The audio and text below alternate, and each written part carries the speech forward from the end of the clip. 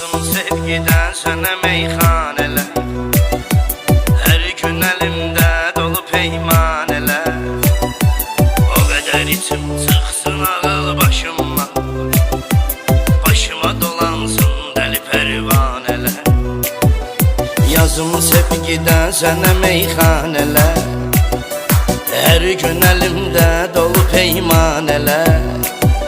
O kadar içim çıksın ağıl başıma, başıma dolansın deli pervaneler.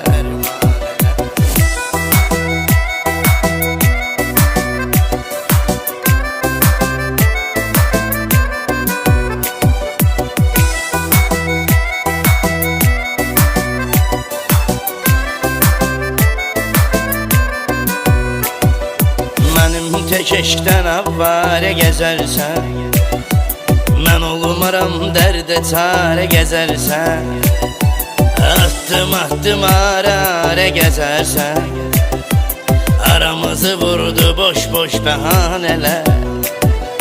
Yazım sevgidən sənə meyxanələr, hər gün əlimdə dolu peymanələr.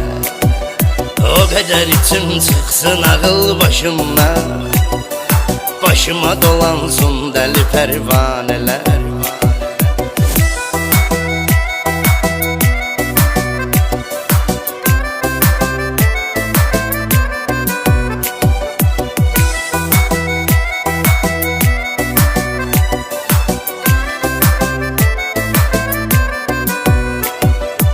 Gözlerin güzeldi göz ve vurğunam, əsas odur ki yar sənə mən uyğunam.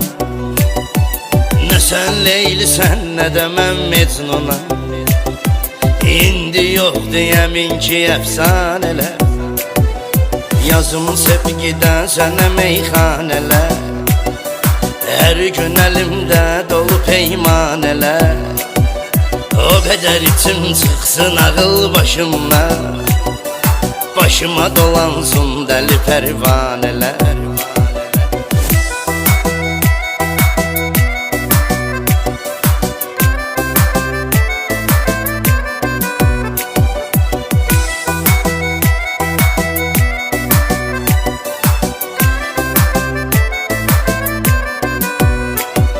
Sen ne bilirsen ki darıxmaq nedir, İçə yollara baxmaq nedir, yağış kimi küçələrə yağmaq nedir.